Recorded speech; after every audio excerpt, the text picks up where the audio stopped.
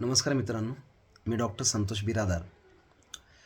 आज आपल्यासमोर PMAY 2.0 या भारत सरकारच्या स्कीमबद्दल माहिती सांगण्यासाठी आलो आहे. भारत सरकारने 1 सप्टेंबर 2024 रोजी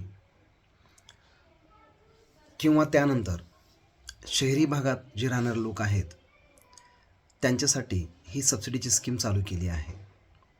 या स्कीमचे काही टर्म्स आणि कंडिशन्स काही आहेत ते मी मुद्दाम आपल्याशी डिस्कशन करणार आहे, कारण का बऱ्याच लोकांना ह्या स्कीमबद्दल थोडंसं कन्फ्युजन असतं. तर ही स्कीम फक्त आणि फक्त जे शहरी भागात घर घेणारे लोक आहेत त्यांच्यासाठी गव्हर्नमेंटने चालू केलेली आहे. त्यानंतर ही स्कीम फक्त जे लोक पहिलं घर खरेदी करणार आहेत किंवा फ्लॅट खरेदी करणार आहेत अशाच लोकांसाठी ही स्कीम आहे. या स्कीममध्ये महत्त्वाचं म्हणजे तुमचं आणि तुमच्या कुटुंबाचं वार्षिक उत्पन्न 9 लाखापेक्षा अधिक असता कामा नये. त्याचबरोबर घर किंवा फ्लॅट खरेदी करत असताना त्या घराच्या ॲग्रीमेंटमध्ये किंवा फ्लॅटच्या ॲग्रीमेंटमध्ये लेडीजचं नाव असणं कंपल्सरी आहे.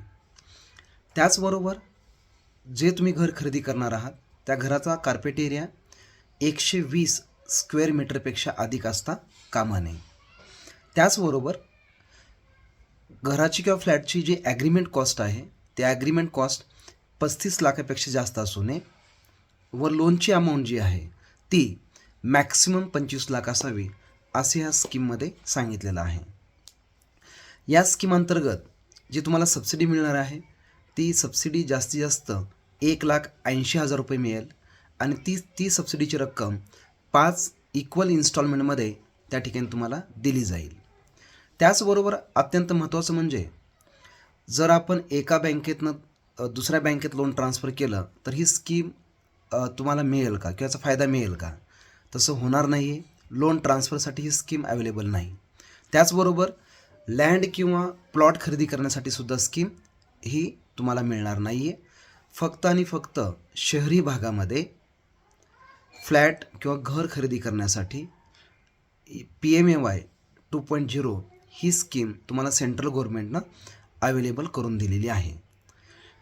हा व्हिडिओमधून तुम्हाला थोडीशी आयडिया आली असेल की ही PMAY 2.0 ही स्कीम काय आहे. जर काही डाऊट्स असतील तर तुम्ही मला व्हॉट्सअप करू शकता किंवा मला तुम्ही कॉल करून त्या ठिकाणी बोलू शकता. जर व्हिडिओ चांगला वाटला असेल तर तुम्ही लाईकही करा आणि ज्यांना कोणाला गरज असेल अशा लोकांशी शेअर केलं तर बरं होईल, त्यांना त्याचं नॉलेज मिळेल. थँक्यू.